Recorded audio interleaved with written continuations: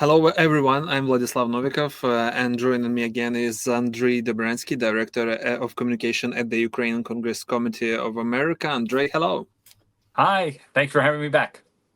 So, Trump wanted to do it all at once, reshape the U.S. economy with tariffs, quickly end the war in Ukraine, and crack down on immigration. But now he's stuck.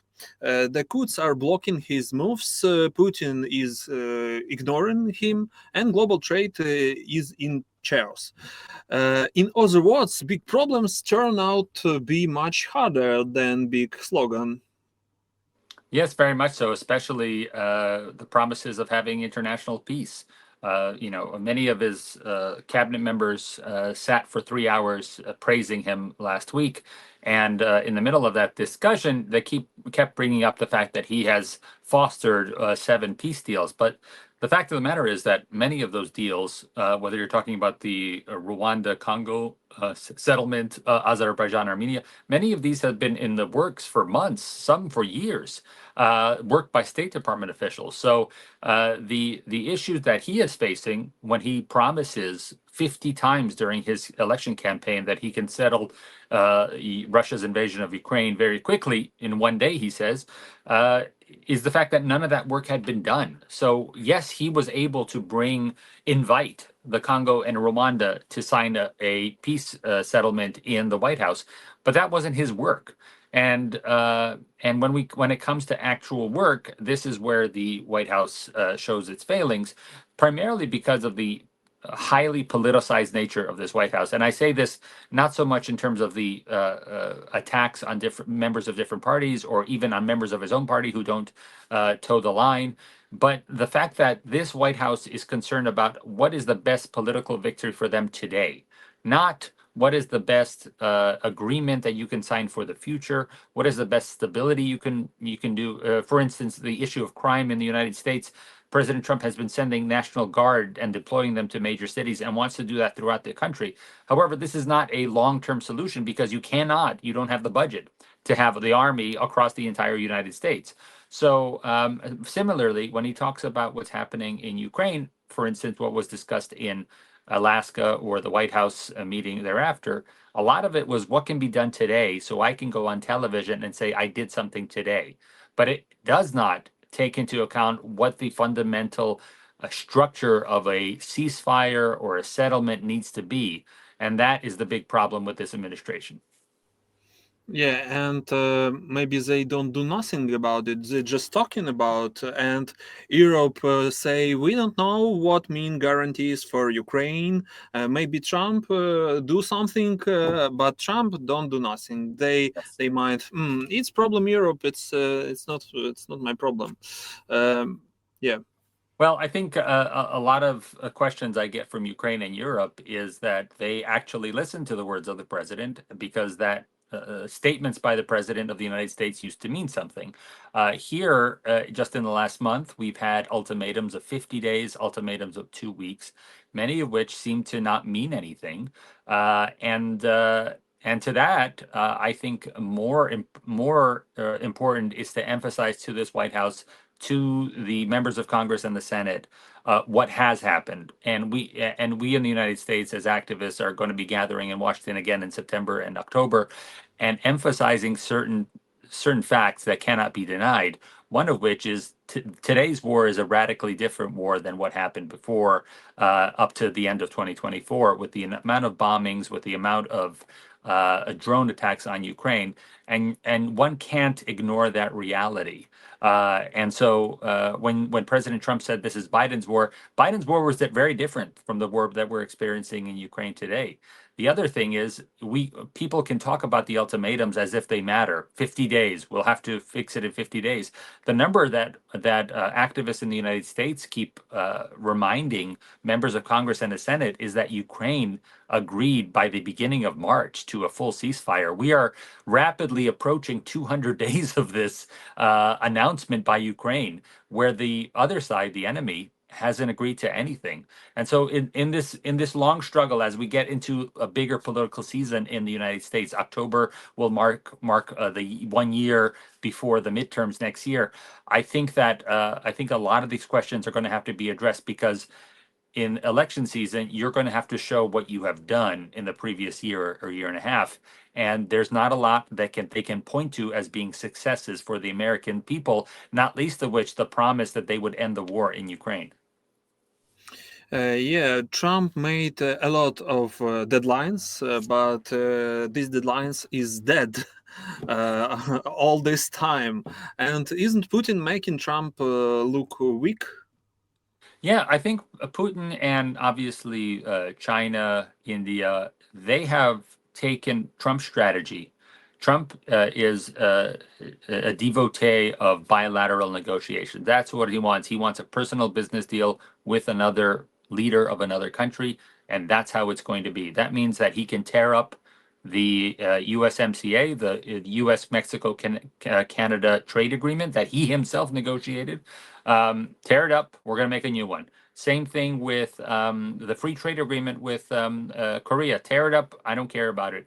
But the main thing about President Trump is that he wants bilateral negotiations. He does not value, or he does not know how to engage with leaders on a multilateral level. When there are many other leaders and each one has their own specific concern, that is not Trump's expertise. He thinks that he can convince somebody one-on-one, which is why he wants to be in a room alone with Putin. He wants to be in a room with other world leaders, like Kim Jong-un. And he thinks he can, with his personality, he can convince them to do something else. And Putin and Xi Jinping and Modi have sought to throw this back in his face and say, we're going to have a multilateral meeting. We're going to show that we can attract people together. And this is showing the fault of the strategy of the United States. And we're seeing this in Europe. We're seeing that Europe, even if another party were to take over at the end of President Trump's term, I think Europe at this point believes that the America of old is gone, and we can't bring things back to the way they were before President Trump. So Trump has fundamentally changed the relationships around the world. But his fault here, and I keep emphasizing this when we talk about Putin and Xi Jinping, is President Trump only believes in bilateral relationship. The rest of the world sees the value, meaning like specific monetary value, security value, in having multilateral relations. And I think those countries that I mentioned are throwing this in Trump's face, that he can't make a multilateral deal. They will. Okay, let's diving into economic because market crazy today. I don't know why, but maybe you have some minds about it. And one more important thing: Trump made more in a day on cryptocurrency than he did in a lifetime on real estate. It's print the Wall Street Journal. What about that? This is legal? Well, many of his supporters will say there's nothing technically illegal about it. And of course, the Supreme Court ruled last year that there's not much that the president can't do that can be considered illegal, almost making him a king in the United States. So as for Trump's wealth, he should not be considered a real estate developer. He should be primarily understood as being a crypto baron. That is the majority of his wealth, his family's wealth. It began early in his administration in January. They started putting these moves together to benefit from meme coins, from crypto sales. And at this point, his family's net worth is by far dominated by their crypto value as opposed to anything of his real estate holdings. As far as the economy, we had several bad pieces of news for the president in the last week. The most important one being that court after court have found that, in fact, when the Constitution says that the Senate and the Congress are the only ones who set tariffs, the Constitution means that. And so therefore, everything from Liberation Day on April 2nd, all of his self-imposed tariffs on different countries by President Trump means nothing because it stands in direct violation of the Constitution. So this is a big problem because this was a major piece of President Trump's funding of the government. He repeatedly emphasized that he is funding the government through tariffs, and extended tax cuts on the really wealthy in this country as well. So President Trump's team is going to have to either find another way of funding the government, because they've already, even before the tariffs were taken away, if the tariffs were in place, we were anticipating $3.8 trillion of a deficit over the next 10 years, just based on the moves by the president's administration in the first 6 months of this term. So we're having a big problem with our national economy, and I think that is reflected in the markets going forward, given that apart from tariffs, there's no solution for President Trump about how to fix the deficit in this country. Yeah, let's return to Putin and Trump and Alaska, because Putin and Trump supposedly agreed in Alaska on a meeting between Putin and Zelensky. But now the Russian side is denying it. Who's lying? Well, I want to point out the difference between talking to Ukrainian journalists and US journalists, because I've done many interviews over the last weekend, and we've had the statement by President Putin at the summit of Xi Jinping and Modi and other countries, where he repeatedly emphasized that he has hopes, nadia, that the understandings they've come to in Alaska could come to some solution and some meeting in the future. And that is what US journalists kept asking me about. When I talked to Ukrainian journalists, they would point out to the statements of Ushakov and others in the Russian administration, saying that there will be no meeting, not with Trump, not with Putin, and not with Zelensky. And so I've had to bring up the Ushakov statement in American appearances, and on my Ukrainian news appearances, I've had to bring up the fact that the statement that the Americans bring up. So it's very interesting, depending on what part of the world, what the outlook is on future negotiations. But I think overall, we should understand that this strategy in the first 6 months of the Trump administration has been a failure. It's been a failure to get to any kind of negotiation. They have not moved President Putin at all. And as I've mentioned already and during this interview, this is a very different war than Biden's war. So they can talk of the president of the United States can talk about Biden's war, but that's not what we're fighting today. We're having thousands of drones, thousands of glide bombs. They're attacking more and more civilian points. President Putin, the Russian administration has pointed out that they're going to specifically start Ukrainian energy infrastructure heading into the winter, and not least of which we had a member of parliament assassinated on the streets of Ukraine. This is a different war, and I think we need to point that out to the president when we have those conversations with members of Congress and the Senate here in the United States, meaning that we haven't seen any progress. In fact, things have gotten worse to a certain extent after President Trump's involvement. And you're right. Putin continue hit Ukrainian, shoot with rocket drone and all of this stuff. But Besant said the EU is ready to sanction on Russia. But is this just more talk, like blah blah blah again? We've lost an entire month. We've lost all of August because Senator Lindsey Graham was ready to begin voting on his own birthday in July. I believe it was 9th of July, his birthday, when he wanted to start having votes for his sanctions bill that would put 500% sanctions on not just vast sections of Russia's economy, but as well as secondary sanctions on other countries. And we've lost an entire month because the White House did not want them to have that vote. They elected to have a meeting with Putin instead in August. And in August, there is no Congress in session, no Senate, no House. So instead of having that vote, we are now waiting for Congress to arrive back on the 1st of September. Here in the United States, Congress is only coming back this week. And there are many bills that could possibly be debated ASAP, as soon as we can probably get them. But we've lost a month, and we lost a month to these ultimatums that actually made no sense in the end.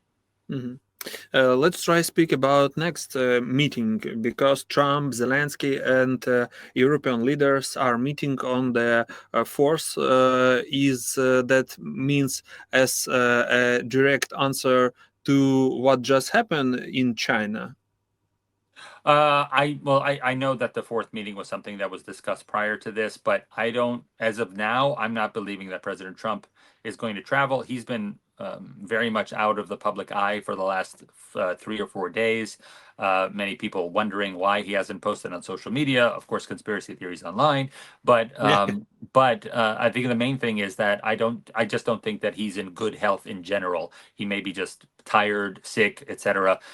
And for him to do an international trip like this at the spur of the moment, it's one thing when all these world leaders who are younger than him travel to the United States to meet with him in the White House. It's an entirely different thing for him to get on a plane, go back to Europe, have a long set of discussions. I don't know if he's going to be able to do that this week. I do know that the Coalition of the Willing and Zelensky do want to have that meeting, but I don't know about President Trump's participation in that.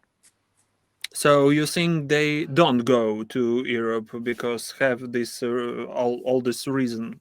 Yeah, I think actually President Trump is going to focus more on domestic concerns this week. I may be wrong, but because President Trump has been so kept away from the public in the last couple of days, unless he does some kind of speech, I know he'll be speaking in the White House on Tuesday, talking about another announcement about something that he's not legally allowed to do, but he's going to announce the change of a department, the naming of the Department of Defense by executive order. So if we'll see how he feels or how he comes across during that meeting, and that will affect my opinion. But as of this point, I don't think he's frankly has the energy to travel to Europe. So hashtag Trump staying alive. I'm saying.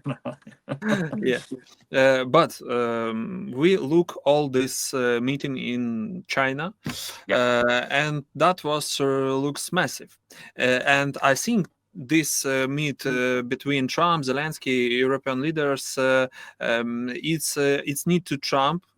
Trump need to say NATO is ready, NATO is powerful. We have this structure, and if they don't go to Europe and don't show this, it will look like weakness. I don't know.